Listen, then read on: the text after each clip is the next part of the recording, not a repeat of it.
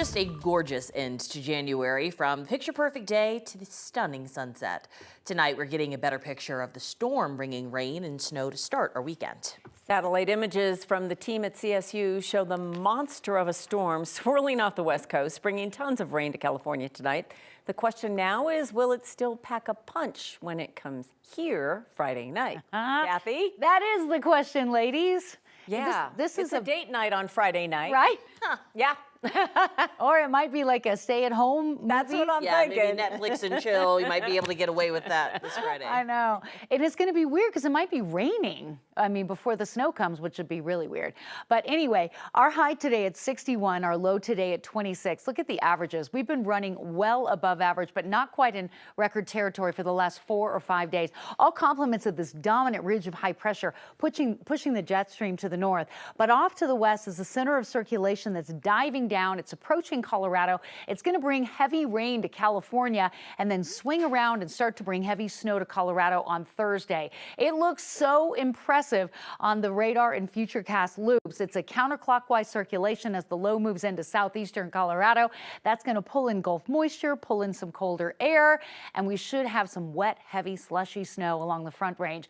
But the big story will be in the Colorado high country, where we will be measuring the snow in feet. After a slow start this winter, Mother Nature in full swing with a winter storm watch out, anywhere from 10 to 24 inches of snow by Monday morning. And Denver will be looking at a few inches of slushy snow on Sunday. Tonight, we've got cloud cover, a dry night, a relatively mild evening. Coming up in Maine weather, after sunshine and 60s all week, a big weekend storm and a chance for snow. The timing and potential amounts coming up.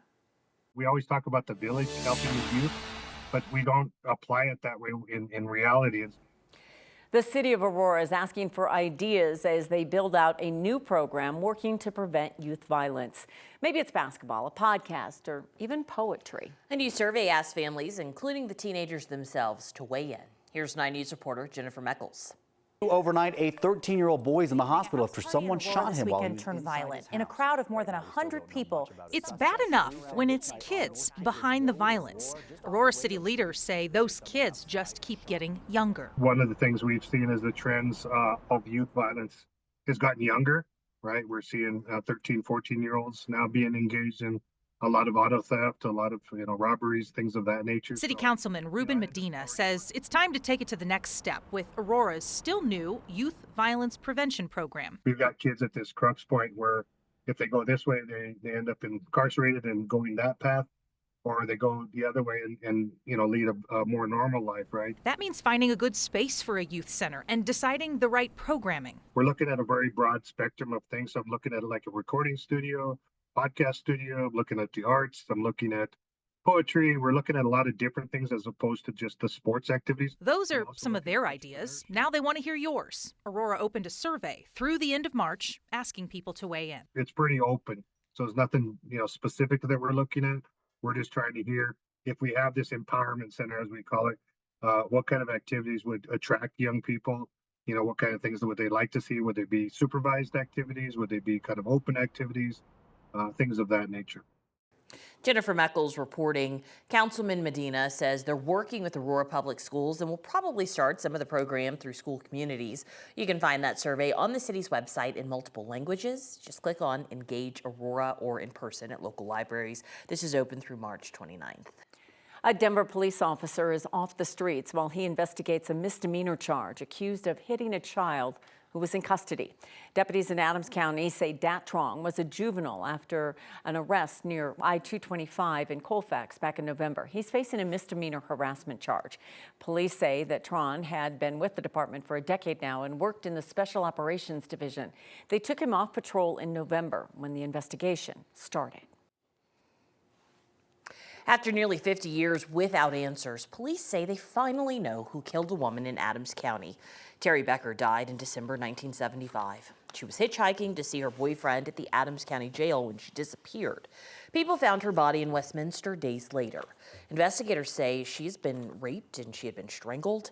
For decades, the case sat cold, except for a DNA match connecting it to a similar killing in Las Vegas. Well, in 2018, police used a process known as genetic genealogy to identify family of the suspect. They now say Thomas Elliott committed both murders. He's been dead for more than 30 years.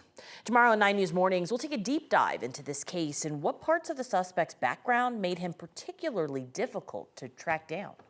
Federal investigators say the fentanyl pills on the streets right now are deadlier than ever. The DEA says they seized more than 77 million fentanyl pills across the country last year, more than 2.5 million in Colorado alone. They're concerned about rising concentrations of the drug. In 2021, they say 4 in 10 pills tested in their lab had a potentially deadly dose. Last year, they say 7 of 10 pills could have killed you. You cannot tell the difference between a legitimate pill that you might get from the pharmacy and what the cartels are producing.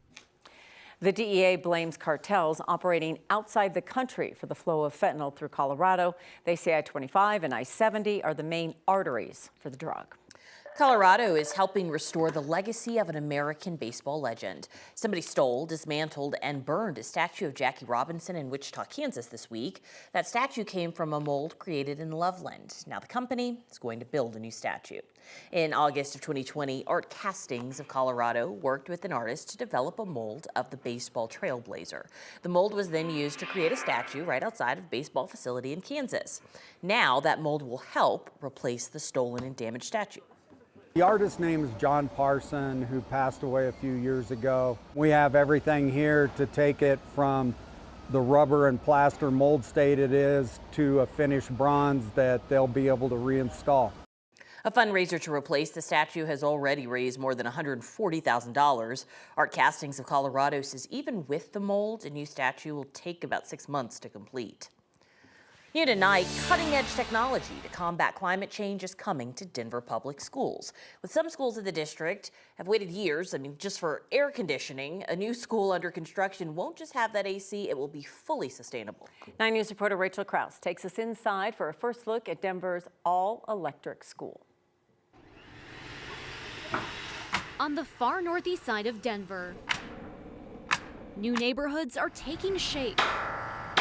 And right in the middle is DPS's newest school. It's very, very exciting. In just a few months, this building will become the Responsive Arts and STEAM Academy Far Northeast, or RAZA.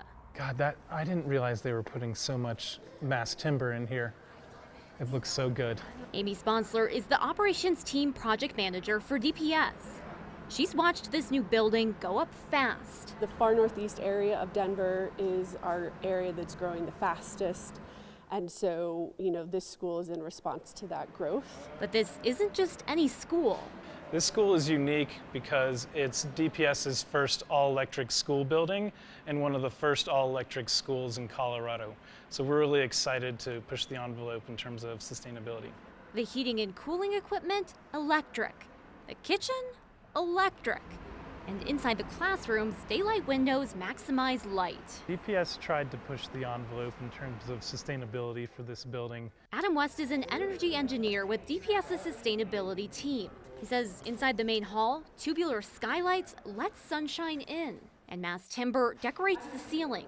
Sustainably, of course. This building is the first of its kind for the district. Our DPS planning and design department wanted RAZA to be a model for schools that we build into the future. West says DPS students led the way, helping the district create a climate action plan that's now led to RAZA.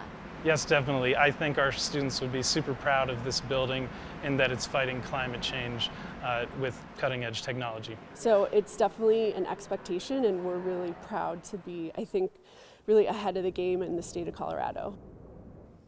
Construction on RAZA is expected to wrap up in June in plenty of time for the next school year. Now, at first, it'll be just early childhood through 2nd grade, eventually expanding out to the 5th grade and down the road all the way out to 8th grade. The district says they are so excited to see this all-electric building pave the way for DPS. It is pretty cool looking, and they did it in a relatively short period of time. Yeah, they started construction last February, and it'll be done in June. All right, can't wait to see it when kids are in there. All right, thanks, Rachel.